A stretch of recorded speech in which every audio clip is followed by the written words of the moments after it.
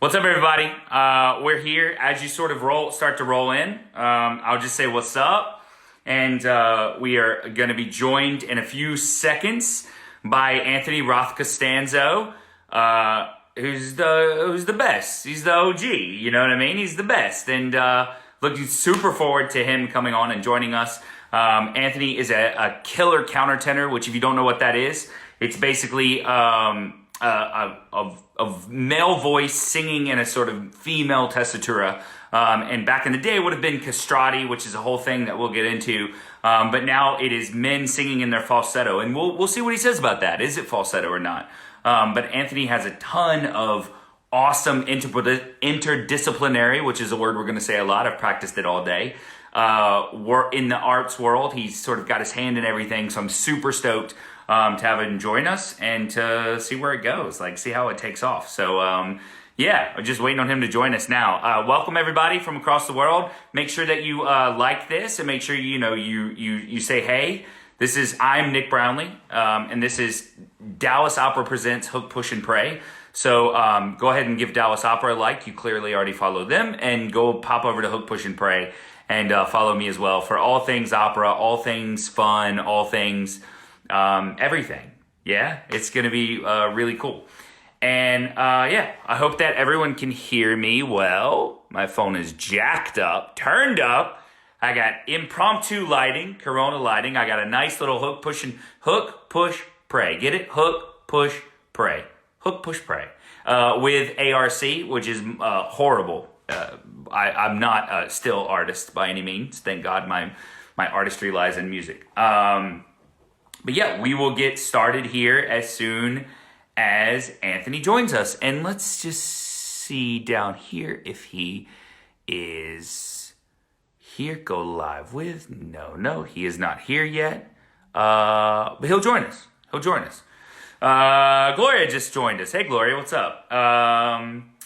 Yeah, come on, ARC. Come on, baby. Let's go.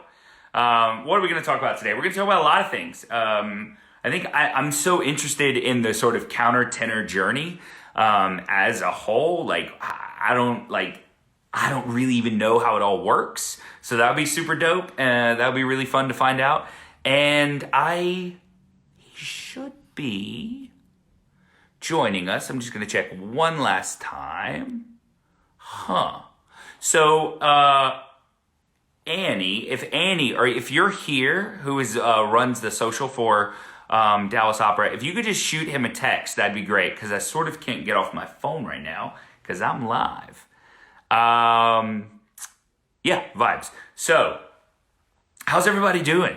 I'm just gonna riff until ARC joins us. How's everybody doing? Like, you guys good? You guys out there? You hanging in there? Like, Corona vibes? I know it sucks. We're in Germany. We're in like week 90, it feels like. So that's a little overwhelming. But things are good. Things are hanging in there. We are just trying to get by one day at a time. So I don't know. Good, B. I'm glad to hear. I love Voice of Earl. That's that's an excellent name. Not dead yet. That's exciting. Look what we have. Oh, live and in the flesh. Yes. Hey, we're waiting for him. It's like Christmas. He's gonna join us. Then we're gonna talk about opera. Hey. Yay. Awesome. Hey. So nice to see you. It's so nice to see you. How are you? I'm good. This is my first ever Instagram live, so I'm figuring it out. We are so honored. And by we, I mean the Dallas Opera and me. Well, thanks for having me. I'm honored to be here. Yes, of course. So first things first, this is our second week now, but I have a little makeshift hook, push, and pray sign in the background. Very nice. Interdisciplinary arts, right? We're going to be talking a lot about that. And it says with ARC, and that's my bed. And so you are above my bed in BD. I'm very honored. That is very exciting for me. Yeah, great. So I'll be watching over you, whatever you do in your bed. Sure, my wife loves it. She's Great. a huge fan. So really quick, if you don't know who ARC is, Anthony Roth Costanzo, right? Costanzo. Yep, you got it. Nailed it. So Anthony Roth Costanzo, and yeah, so he is world famous countertenor. He did all the stuff, did all the things. Like he did Operalia, he won Operalia, he did the Tucker Foundation, he did all the stuff that like you're supposed to do to become a world famous American opera star. But that's all interesting, and I'm happy to get into that. But what maybe you don't know about him is that he has his hands in a million different buckets in the arts world, and he collaborates with some of the coolest, trippiest, like out there artists in the world right now. And you're sort of on the forefront of that from the opera standpoint, which is one of the main reasons I want to talk to you today. So that's Anthony Roth Costanzo in a nutshell. So bravo. Yay! Thanks for having me. Yeah, for sure. To talk to you. Yeah, for sure. So we'll just like jump right in, long form, Great. fun conversation. So like, I often tell people, this is my excuse. I often tell people when they're like, singers aren't very smart. I'm like, well, we just got all that. We need that room for resonance, right? Like the same reason why I tell people like, oh, I need to be a little heavy because I need to like support that voice. Like that's both of those are kind of nonsense. And Right. You are the definition of that because like you went to Princeton. I did. I did my undergrad at Princeton, and then I did my master's at Manhattan School. So I had a little bit of undergraduate, liberal arts, and then some conservatory training. That's so wild. So like what, because I did a pretty standard undergrad degree. Certainly did not graduate magna cum laude. But I did a pretty standard music undergrad, right? Like theory, the whole nine, like 8 in the morning, and then you get on to like counterpoint, and then you're studying voice, you're doing piano, all this stuff. Like, was there, and excuse the ignorance, but like, was there like a music school at Princeton? Did you have to put on like I know at Harvard they do like self things, they do them amongst little groups. Like, how did that work? Well, at Princeton, you have to take distribution requirements, not core curriculum. So what this meant is I had to take different courses in different areas of study that really forced me, if I wanted to focus on music, which I knew I did, and there was a music major, and that's what I was, and I was an Italian minor. But if I wanted to focus on music, I had to figure out ways to bring these other disciplines, these other distribution requirements, different fields, whether they be science and math, or things that were easier to translate into what we do, like history and English and literature and all of that. So I had to figure out how to combine these different fields in my mind and in my period of study. So when I was at Princeton, I got my first taste of producing, as it were, in addition to performing. For our senior thesis, most people, that's what it was called, your final project. Most people had to write like, a 200-page paper. Oh. And instead, I didn't want to do that. And I decided I would put on a performance. And this was probably 10 years before almost the Enchanted Island, which was this Baroque pasticcio we did at the Met. Right. But essentially what I made was a pasticcio with all of this research I had done on the castrati. And a pasticcio, for those listening that may not know, it's a hodgepodge of a bunch of different scenes and a bunch of different operas all sort of thrown together to make one sort of linear line. Exactly. Would that be fair? Yeah. Yeah, and pasticci, I think, comes from the word for like a layered pie, which is kind of what it is in pastry. So anyway, I put together this whole performance piece that took forgotten arias from castrati, so Baroque music that was for these castrated singers, which is a lot of the music I sing as a countertenor, and it wove them together with spoken dialogue and with dance and with all different things. And I got some amazing professional artists like Carol Armitage, a choreographer who had done Madonna's Vogue video and choreographed for Baryshnikov. And, I mean, you have that access at Princeton, I would imagine, right? Well, but I was also very childhood. I'd been performing. You got it. And I was conscientious about, trying to maintain communication with these people. So I got some really amazing professional artists, from Carol Armitage to James Ivory, an amazing filmmaker, to participate in this. But what it always came down to, and what's really interesting, which we'll circle back to a lot today, is money. Because the university, I said, I made a budget, this is what the lighting designer needs. And I wasn't even paying people. People were donating their time. Wow. The artists were. But in order to rent the lights, rent the space, rent the floor, take all of the logistics that we all know from being performers. It just takes money. Like it just takes money. It just takes money.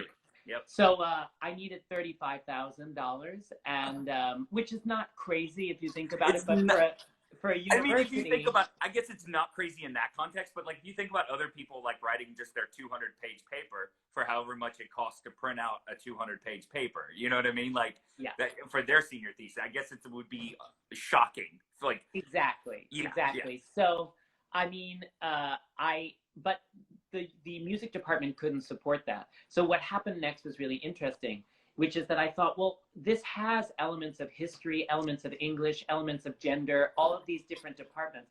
What if I go to these departments and say to them, hey, English department, this is how literature is involved in this project. Could you throw in a few $1,000s from your discretionary fund and join us? And eventually we got 11 departments together. But then when I got 11 departments and $35,000, I thought, well, this at Princeton is really the intersection of arts and academics. And right, I'm always thinking about what does the institution need? Well, in this case, Princeton is not as well known amongst the Ivies like Harvard and Yale for doing arts. So I thought, well, if we could make a film, a documentary about sure. putting this big artistic project together that is the intersection of all of these disciplines I've studied, as well as my artistic leanings, then we could have something to show for it. And eventually, it's a long story, which I won't take you through, but we managed to raise over $100,000 from the university to film and edit and make this incredible short-length documentary, which later went on to Cannes and was on PBS and all of this stuff. Yeah, So sure. it was a It really was, interesting and apparently that opportunity. it made it like available to up for. It wasn't nominated, but it was up for Academy Award option. It had like Yeah. that ended up having a lot of legs, as it were.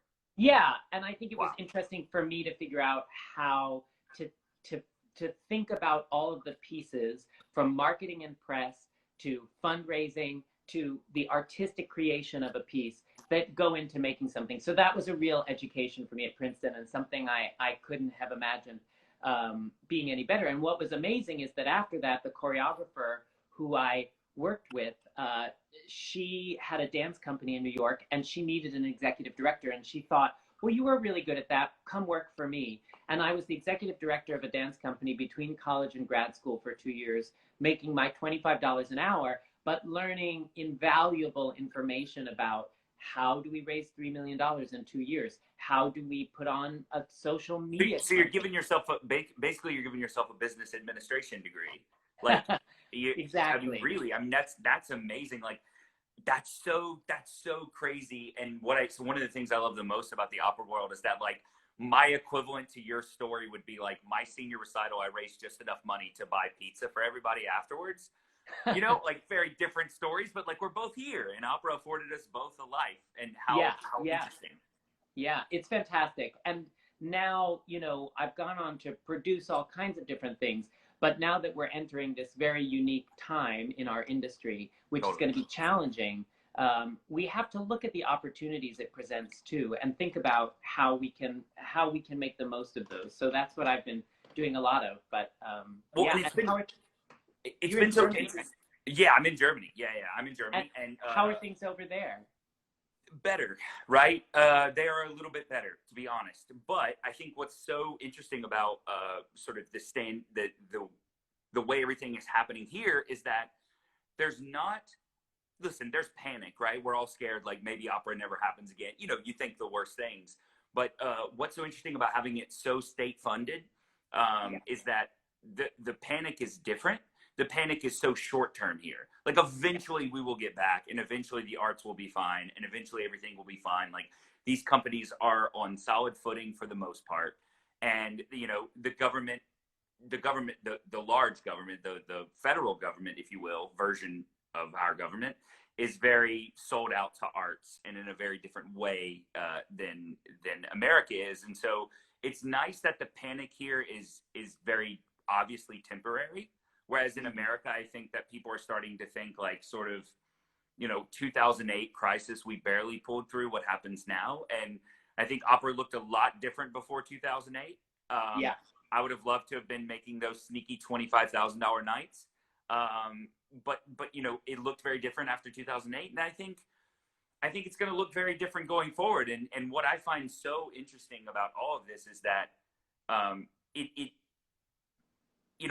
without saying names, I think it's so interesting that those of us who are really putting a lot of effort into like reclaiming opera, right? Mm-hmm. Like we're taking it back. We're movers and shakers. We're putting out movies. You're putting out amazing content with like you're riding a horse and singing Handel in a river. Like that's great. So like I think part of that reclaiming it sort of excites me, right? Because it feels like it might be this new thing where we do cooler projects like the Omaha One Festival and stuff like that. Like we get more of those out of this. It's not going to be a good thing, but it could be beneficial, certainly.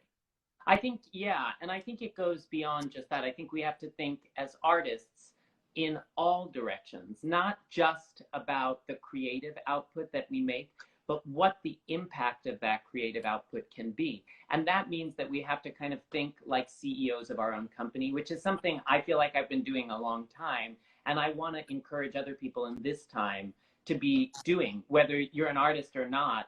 We have to think about reshaping the arts in America, especially because I think that it was built, the arts were built, and especially classical arts, on a model that had kind of been defunct for a while. And we've been chipping away at the cobwebs of this model. But in fact, what we have to do now is think about, now that everything is kind of decimated for a minute, right. We have to think about if we're going to rebuild, how do we rebuild this model in a more intelligent way, in a more exciting way, in a way that connects more readily to new audiences.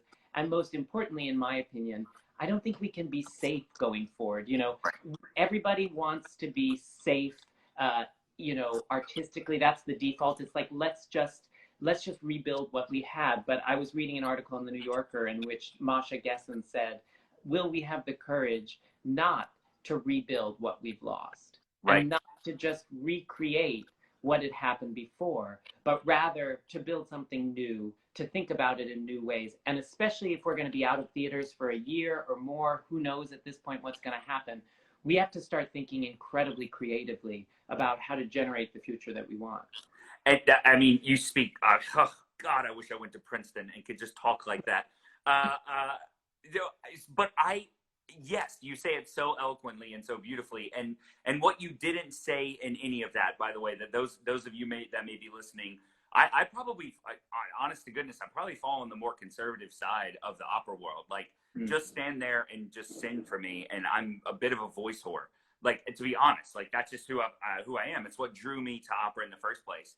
But what I find so interesting is that I think a lot of people would hear what you just said, and they would sort of hear you say like screw Verdi, Trovatore's never getting done again. Like, you know, down with everything. If it's not, you know, we only do music 1650 to 1710 and modern. But like that's not what you said, right? No, not at all. I think that what I'm talking about, my new slogan recently is giving the past a better future. You know what I mean? It's like, you know, we have to honor tradition. We have to honor where we've come from. We have to hold up the classical art form that has endured so long. And if you think about opera, not only has it been around for 400 years, but every major city has an opera house. And there's a reason for that. So I think we don't want to in any way erase the traditions of this art form, which we love so much, but rather we have to, I mean, the fun part of being a voice whore, as you say, is that when you get into the weeds of opera, there's so many layers to unpeel. It's the onion, right? Sure.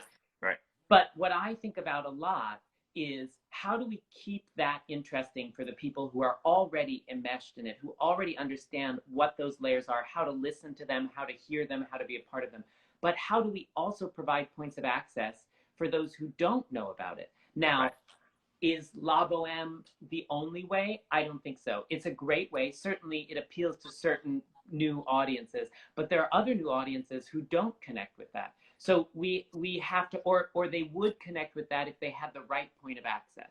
So it's in thinking about how we present these things, how we create community engagement around them, how we create marketing around them, and also in this particular time, how do we start to engage with audiences beyond the opera house, which is something we've been slowly thinking about in opera. But I feel like with respect to social media, marketing, press, all of that, opera is miles behind almost every other business industry. And even in the case of classical dance, for example, other classical art forms, I think that we're often behind.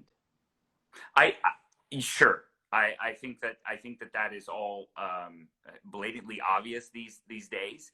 But I think, to me, it's just a look. Do I wish that every person could see like a 1960s golden voice bohème the first time? Sure, of course. But like, I'm not so obtuse to think that like we might not get everyone with that, right? Right. So Well, also times have changed. Like, let's right, look back at the singers, if we're talking about singers who really broke through.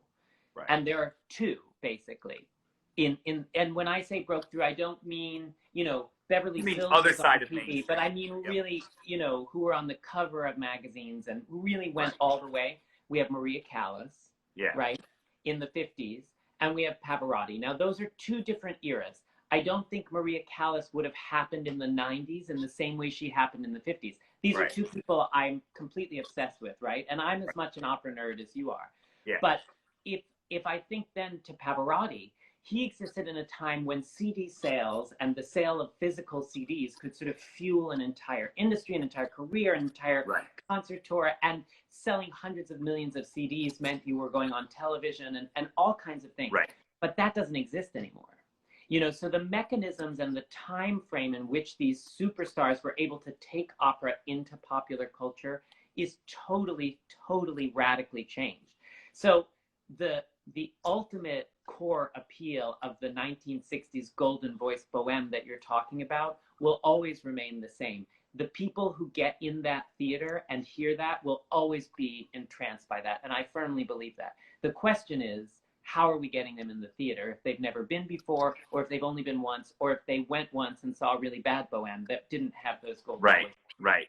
So, and that I think has completely changed in our time, and we can't look to old models to reignite those passions, but rather we have to imagine these new ones. And I think one thing that I've discovered in my own work, being involved with the Met and being engaged in their marketing plan and their community engagement Sure. and their press around Akhenaten, we were able to create something that sold out that house, which doesn't happen as often as we'd like it to, right? Right. Right. So it was really interesting to see the different ways we could engage and the different kind of grassroots campaigns that we were able to launch, whether it was to bring pieces of the opera outside of the opera house with 150 students into the Brooklyn Museum, Right. whether it was to court media publications like Vox, which has 8 million subscribers, but those 8 million subscribers are not the demographic that generally buy tickets to the Met. Right. They're much younger. Right. And how could we get them into the opera house? How could I convince this producer to do a project? What kind of access could we give them that other people didn't get in order to Right. entice them? All kinds of things like that. And part of that, for example, is that we have to pay for so much access right now Right. in the arts because of unions. And in return, are the artists really getting the protections they need in this country? Did anything protect us when they cut all of our paychecks? They didn't. So the question is not whether we need unions, in my mind. It's what concessions that the unions need to start making in order to get more protection for the artists. So one concession that they could make is, hey, let's not worry about letting people film, or let's make that fourth orchestra service not exclusively performance, but maybe it could be a rehearsal instead of a performance without paying overtime, without paying Right. extra, all these logistics. And of course, these are incredibly complicated union negotiations, but this is, in my opinion, a time for us to compromise on certain things through our union so that we can get other protections and also help the art form move out into popular culture in a different way. So that's one way.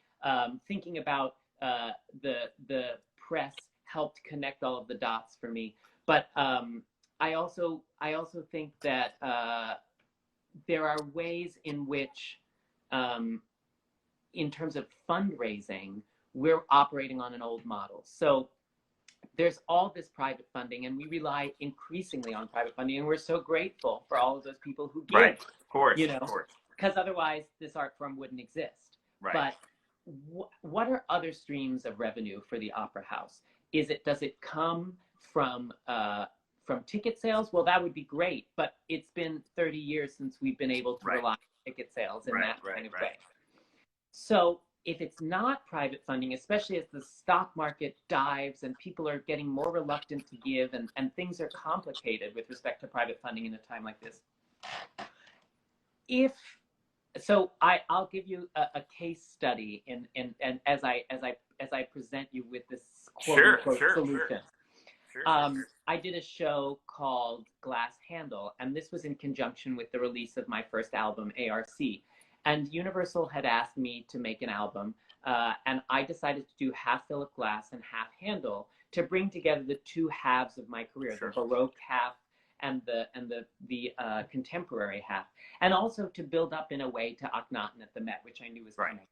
But because on Spotify, if you have an album, 1,500 streams is equal to the sale of one physical CD. So it's almost impossible to make a dent, to have an impact. And I realized the only way we could sort of capitalize on this opportunity, even in a media sense, was to create a live performance installation. So I began collaborating with some of the best artists in film, fashion, art, and dance. This is in 2018, right? Yeah, exactly. Exactly. And I was able to rope these people in by giving them a sense of creative freedom, by giving them a way to engage with the art form. And my hope was that when I was dealing with a fashion designer like Raf Simons, who is the head of Calvin Klein, or a painter like George Kondo, who did Kanye West's, My Dark Twisted Fantasy cover, or sells $6 million paintings, or if I was these dealing people with who are legitimately on the other side, like they're on the other side, and millions, and in some cases hundreds of thousands of people, in some cases millions of people follow them, whether it be on Instagram or social media or in life. People like Tilda Swinton, who made a video for us, or a famous commercial director. So if I were able to ask those people to apply their lens to classical music and see what it produced, would we then bring their audience to this music who had no idea about it? And then if it were good, would they say, oh, I really like that music? So that was the concept. And as we were approaching this, we started to approach some corporate sponsors, companies, commercial companies, who were able to consider what we were saying. So we would say, give us X $100,000, and in return, we can offer you some creative content or some sessions for your employees, or some, t-shirts or tickets or whatever you want. But also you'll be supporting this initiative. And that in a public facing sense, given that you might spend millions of dollars, on a launch of a perfume bottle, maybe that will connect in a different way with your audiences. And ultimately, we weren't able to get anyone other than Calvin Klein to support us. And I looked at that, and I thought, I raised about $1.5 million total between Calvin Klein and the private support that we got, which was amazing. But when I looked back, I thought, why is it that we didn't get those corporations? Right. And it was because I had said, when they asked me, wait a minute, is this opera? And I said, yes, it's bringing opera to a whole new audience. And they were like, well, opera has no reach. It has no interest to the people in the younger generations that we want. And I realized that what we have to do, there's a little bit of a chicken and egg problem, is we have to sort of make opera reach more people and be cool. And if it does that, people will be able to get behind it. Corporations will be able to get behind it if they get behind Beyonce. You know what I mean? But don't you think that starts? I'm so sorry to cut you off, but don't you think that starts? And I see that you have your hand in this bucket as well. But like that starts from a very, very early age in a person's life, right? Isn't that the whole sort of thing? Like, listen, I believe in my product very much, and I want to believe that everyone will have the same opera moment that I had at 18, right? I want to believe everyone will listen to deep cuts of Corelli one day. But like the truth of the matter is I think the learning curve, and if you talk about customer acquisition in sort of a business way, like the learning curve of someone, like fine, take someone once to Bohem, take someone twice to another thing, 3 times, like that acquisition is I almost believe in my heart of hearts, like we're never going to get more than 1 to 2% of those people at the age of 30 or at the age of 25. Like that has to start at 7 or set 6, you I know? think you're wrong about that. I don't Okay. think that's true. I think that I've turned around people. I do think that education and arts education is crucial. And that's one thing that we can start to turn around in this country, especially as we move forward. And as all of these artists and companies have time on their hands, I encourage everybody to work on education in small ways and big ways, and think about how to help create curriculums for young people that include the arts. That said, I think that I have converted people of all ages in a grassroots way, and I've seen it happen. And it is by creating points of access for them in these artworks. With Glass Handle, over 60% of our audience was under 40. So if we look at the flip statistic on that, and a large portion of them had never been to an opera before, but they came not for the music. They came in this case because of Tilda Swinton, or because of George Conger, or Justin Peck, or Rasmussen. And this was a special event in which we were able to introduce them to something and to say to them, hey, by the way, come to Akhenaten next season at the Met. And what we wound up doing is bringing a lot of these new audiences who liked the music, who liked the brand they were being sold as in terms of an artist, into the Opera House later in the next season. And then we were able to bring in completely new audiences and sell the Met in a new and exciting way.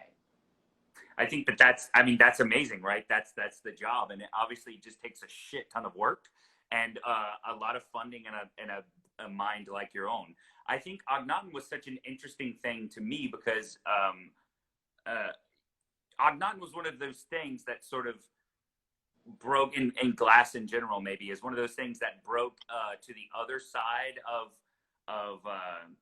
sort of the opera world, where like it's something I don't know a ton about, right? It's something that, you know, I sit around and listen to old Wagner recordings. Like it's just something that I don't know a lot about. And so what I thought was so interesting is that Akhenaten, in its run, sort of starting at E&O and then going to Los Angeles, and I just missed it as a young artist there. But every single place that it went, I knew people, you know, I had a group of singers in that city. And it was so interesting because they talked about how it was a different thing. Everyone used the word different. You got to see it. It's different. It's amazing. It's different.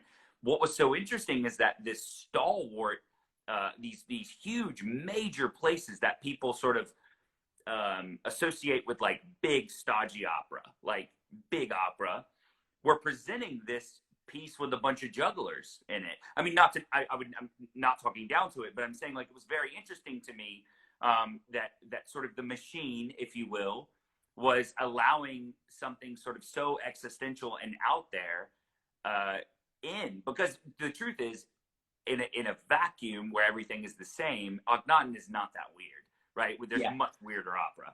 Der Zwerg exists or whatever. But like not in a vacuum, in the world we live in, is certainly in an American operatic landscape, Akhenaten is sort of out there. It's pretty out there, and it's amazing to think that it would be a contemporary opera that would sell out the Met, that it would be, something with almost no story in ancient Egyptian with juggling, that would attract all of these new audiences. So what was it, in looking at it, about the way we did it, and the way the art was made, the way the art was marketed, the way that the images were put forth, what was it about everything involved that got people there? And I don't think it's only Akhenaten. I like to look at this with as many variables as possible, and look at it in the past and look at it now and see what worked in the past and see how we can apply that to what we're doing. But it was certainly an interesting case study in, I think the imagery was very strong with Akhenaten. The production was wonderful. It didn't turn away traditionalists for the most part. In fact, some of those Verdi and Wagner fans wound up saying, I don't like Philip Glass, but I loved this opera. And at the same time, I saw so many kids coming to it, even though it was 3.5 hours. The kids, the 9-year-olds, the 7-year-olds in one case, and the 12-year-olds, they would come and stayed for the whole thing. And in a way, it was because Egypt was curricular to them. They knew it from their curriculum.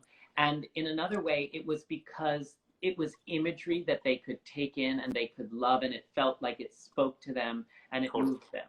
So I think that yeah, no, that is really, really cool. And listen, I have been converted to a degree because I always said, like, I had all of these opinions about opera and about voice and the way we should do it and all this stuff. And then James Dara, 3 years ago, was one of my first productions here at my house. He did an Alcina, and it was me and Layla Claire, and the production was like super, super trippy and really out there, and it was amazing. And so when James first got here, because he and I sort of knew each other and we were friendly, we would get into these big, like, heady, I would call them conversations, but they were full on arguments about sort of like, what are we even doing here? And like, the conductor was asking everyone to sort of sing off their voice. And I was like, very like, oh no, normal stuff, right? Like I would never. And then all of a sudden, like, opening night comes around and we're part of this like super integrated, really chillingly well acted, well rehearsed, powerful piece. And it all of a sudden at the end, it might as well have been the end of Turandot. Like at the end of Alcina was this huge moment. And so I sort of was like, I guess it was my woke moment, but it was sort of this moment of like realization of like, oh my God, this has a place as well. And and I think I read this thing recently that said everyone wants to be their grandfather. Their father is too close to them, right? And so we fight against our fathers, but we want to be our grandfathers, which is why like beards come back in, and we're talking about like late 40s and stuff. And so it's interesting because I think there's been this sort of artisan push, right? I was at someone's house recently and they were like, did you like the soap? And I was like, yeah, the soap was great. And they were like, it was $9 for a bar. I bought it at the flea market. And I was like, great. Like, people are very into spending their money on artisan type things. And I think if we go more that route with opera, it certainly obviously had an impact and brought people in that way. Yeah, I think that there are a lot of ways around this, but now is the time to start thinking creatively as artists and to start proposing things and imagining projects and also really working hard. And with all this time we have, though it can be really hard to focus, I think we should look at what has been successful and imagine what has brought in new audiences. It's our job in a way to do that in case no one else does. Right. And you feel, I don't want to call it a burden, but do you feel that sort of, that weight on you as one 100%. of the... Yeah. 100%. Sure.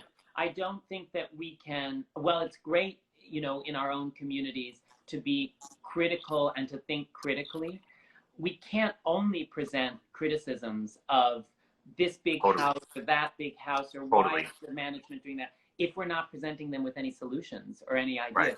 It is very difficult to figure out, but it's our responsibility to understand how all of these different mechanisms in the opera house function. And I believe this long before this pandemic, that when I get hired to do an opera, one of the first things that I will do, for example, is go knock on the door of marketing, of press, of social media, and say, hey, should we think of a collaboration to do? I was thinking, since, we're doing Julius Caesar, we should do a Caesar salad feature for the food section of the paper. Whatever it is that you can come up with. And I often will make lists of things like that. And I will go in and I'll propose them. Or if I'm in a particular city and I have friends or I know people or there's a podcast I love that happens in that city, or there's a, newspaper, I'll come up with ideas. And what I've discovered, and we discovered this a lot with Akhenaten, is that if you have a good idea and it is pitched by an institution well, 50% of the time, the outlet will go for it. It's not even like a 3% chance. It's just like when I said to the New York Times, do you want to come with me to get waxed so you see what it's actually like? And they were like, well, we've never done that with an opera singer. That's a good story. You know what I mean? And was it worth getting waxed for the story? What? Was it worth getting waxed for the story? Well, I mean, I always do the waxing for the, Right. the role, It's regardless. But crazy. it's crazy. But yeah, I made the reporter get a little bit of his hand waxed so he could feel what it's like. Amazing. And I think that makes that writer write a better story. When the Sure. story's better, the editor looks at the story and puts it on the cover of the art section. And then all of a sudden, when the Sunday Times comes out and you're on the cover of the whole art section, or the opera is, then Right. then we have a different reach. Do you know what I mean? So it's Totally. all about you know, those incremental things. Yeah, no. So what do you find?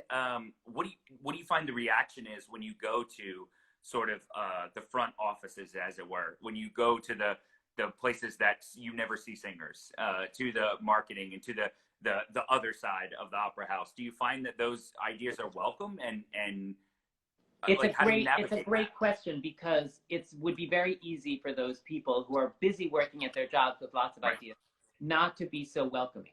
But like with anything, it's like with our singing. You know, the more prepared we are, the more we've done the work on our technique, the more we've done the preparation, Totally.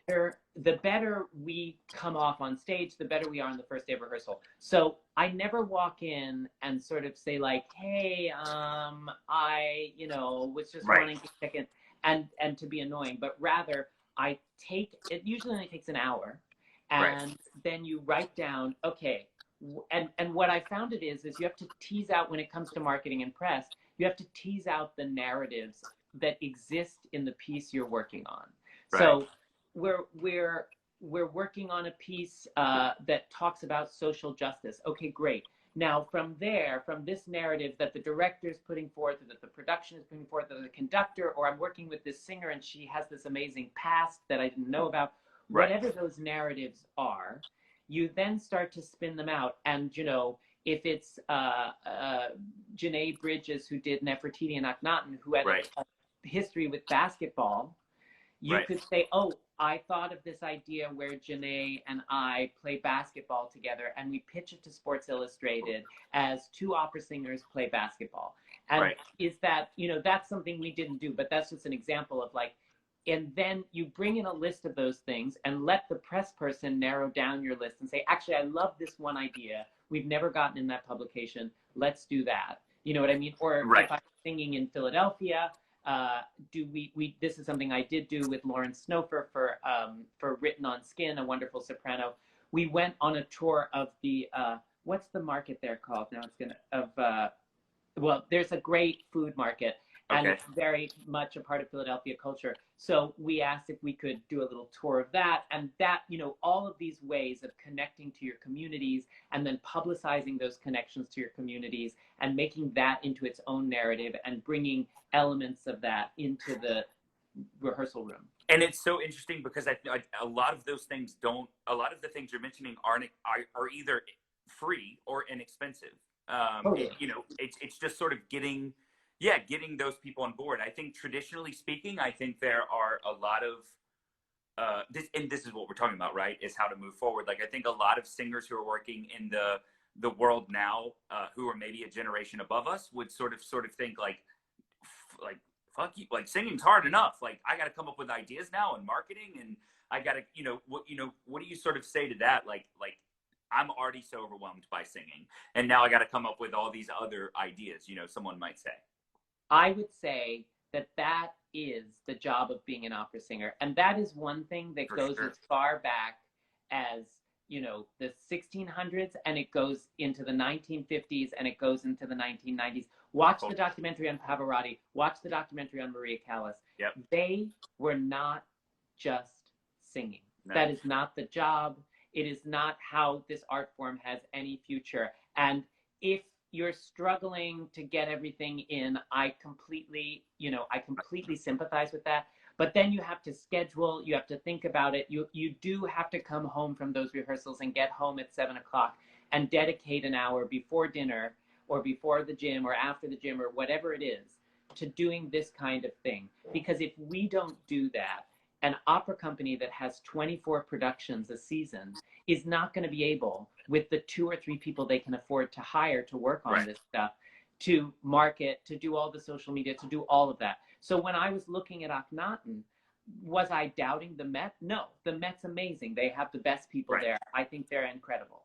Was I looking at it going, oh my God, they have 6 shows in the next 6 weeks that they're promoting, Totally. you know, and thinking to myself, how can if Akhenaten sells out and Akhenaten is a success, that will reflect positively on me. That will reflect positively to the management of that company, to the audiences, that I was in a show that sold out the Met. So if that is going to help my career, I don't think we should think about it as we're helping these institutions to do their job. No, Right. we're helping our careers. This is an investment in us. And so part of it is, okay, how can I make this show a huge success? What is every angle I can look at and every way to approach this? If they ask you to do a fundraising event, you do it. You know what I mean? Yeah, and you make it better, you make it bigger. Because the more you're a part of those things, the more the art form benefits and the more you benefit.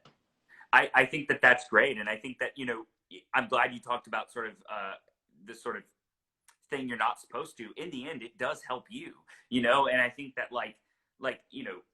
I know that putting out content, which I'm a big content outputter. I put a lot out, and I do a lot of concerts. And especially before this, even COVID time, I was putting them out, and now I'm putting out more, and I'm putting out. But I certainly feel called to do that from an artistic point of view. Like I feel like I need to put out an Easter service of 30 minutes where I'm singing, having all my friends from around the world offer their different Easter songs. Like that is fundamentally wonderful, and I feel absolutely called to do it. And if nothing came from it, it would be great. But what I'm hearing from you also is like your call, your drive, your excitement has this sort of auxiliary benefit that you weren't even really working towards, which is that it totally benefits your career. And so I think for singers, singers especially, we tend to get so focused, and rightfully so. I think in the early stages of career, like when you're in school, just learn how to sing well, because that's the thing that's going to fall apart on you. And like no good press write-up can save a cracked high note consistently. It just can't. And so, but I think from there, we have to start thinking in this way. We have to sort of start thinking, what is going to, because it's, I think if you were to ask a lot of artistic directors when they're planning their recital seasons, for better or worse, like they're probably looking at Instagram followers. They're probably looking at how you do that side of the business, because, it would be really great to have someone come in who's a great voice, but like they're going to sell 10 tickets because no one knows who it is. And the crazy part about the days that we're in right now is that there's a lot of good singing. Like there's a lot of really, really good singing. Well, what you're saying brings up an interesting point, and it's a good way to distill a lot of what we've been talking about, which is there are 2 sides to what everyone is creating right now, right? There's a lot of live streaming going on and a lot of concerts and a lot of all of this stuff. But one part of it is expression. And that's what the arts have always been about, expressing yourself. And that's really important, and it's very beautiful at times to watch. But the other is what happens on the other side of the camera, reach. Who are you reaching? What's your audience? And are you reaching those people with what you're expressing? So I think what we have to do right now is start to balance these 2 things, because at the beginning of this pandemic, we all wanted to express ourselves, and we've been doing that. But now we have to start thinking about how are we doing that expression, and who are we reaching with that, and how do we need to start changing the form that we're doing this in so that it can reach more people, and not just the people who are already primed to love this expression, but rather people who don't even know that they want it. And so I think that in that sense, we have to figure out how we can express ourselves in the most productive ways, in the ways that are really going to reach out. Yeah, and it's so interesting because I think these first, for us, like 6 weeks, for you all, like maybe 4 weeks, have been so interesting because you've seen it evolve. You've seen people sort of just putting it out there and like crying on live camera, like doing the whole thing, emoting, feeling, the gravity of the moment. And then you slowly have started to see like more collaborations with more, just with generally better quality, and things are starting to get better, and it sort of mirrors it mirrors the sort of rehearsal process for opera, where like you first get to those first rehearsals and you're dead by the end of the night and you're screamed yourself out, and then you slowly start, okay, you peel away this layer, you throw this away, that was a bad idea, but I thought it would work in this production, it didn't. You start to sort of formulate these things, and I think that that's why opera, that's why being in anything that requires sort of strong dedication, rehearsal, practice, whether it's a sport or whether it's opera, rehearsals, dance, or any of that, it's so interesting because it's such a metaphor for life. Like you go in with everything that you have, and then you slowly throw the stuff away that doesn't work and add the things that do. And so I think that's where we're at right now, and I hope that I hope that we can move forward with opera in a way that reflects old school, new school values together.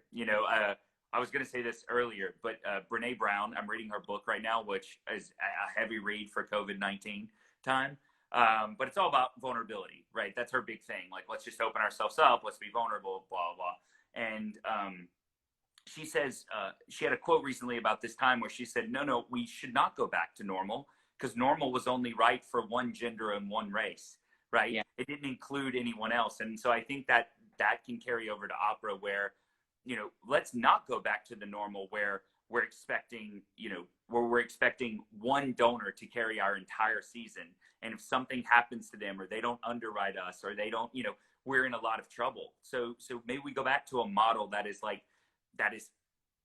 set, that is financially well run, that is thoughtful, that is presenting stuff that reflects their community, and I think that is maybe what we're going to do. And in a way that's exciting. Yeah, and we have to also embrace risk at this time, which is the hardest thing to do. We're going to want comfort after all of this is over, but I think the more that companies start to produce standard productions of standard repertoire in an effort to reduce risk and hold on to what they already had, which is the subscribers that were there, the patrons are there, we can't let them go. If that's the only mentality, that's problematic. If you combine innovation with that mentality, how can we make these patrons happy and keep them there, and these subscribers happy and keep them there? But how can we innovate in ways which also bring in a new audience? What's the thing that can do both? And my career has been about finding those things. What I'm doing is in no way meant to alienate the older audience, quote unquote, the traditional audience, the vocal nerds, or anything like that. And in fact, I want every note I sing to pass muster with the most stringent critics or the most knowledgeable vocal nerds. But at the same time, I'm constantly thinking about how to bring in these new audiences. And I think that companies should embrace risk as they move forward in this very challenging time, instead of going for safety.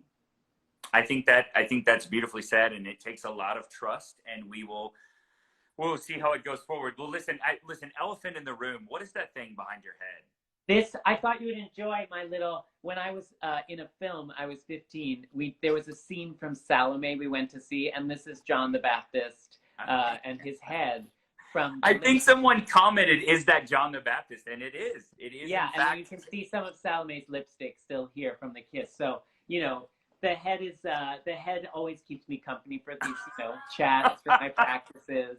I have John the Baptist here. Speaking of pushing the envelope, I'm singing Johanna next season in Frankfurt, and it's this crazy production by Barry Kosky. And if you're bored, you don't sound like the kind of person who gets bored very easy. Sounds like you got a lot going on. But if you are, you should watch the trailer. It's this really interesting production where there's 40 different spotlights, and each one of them, it's like a very timed, choreographed thing where you have to be in the spot, because if you're not in the spot, you're not going to be lit. So it's really, really cool. So shit like that is like, I know so Amber cool. Braid was working on that right before this all happened, and and I was watching some of that production. It's amazing, and I think a lot of what Barry Kosky has done has made the traditionalists happy as well as the new people. So cheers to Barry Kosky. Yeah, indeed, cheers to Barry Kosky. Well, Anthony, thanks, man. We didn't really get into the nuts and bolts of countertenor singing, but that's for a different day. Anytime, you can write me, you can call me, you can write me on Instagram, and I'll tell you all about that if you want to. Totally. Maybe I'll just pin you a real letter. Sounds great. Yeah, sounds great. Well, thank you for joining me. It was so much fun. You're doing the Lord's work, and we Thank appreciate you. what you're doing. You too, Nick. And yeah, you're so eloquent and wonderfully well spoken. It was so much fun.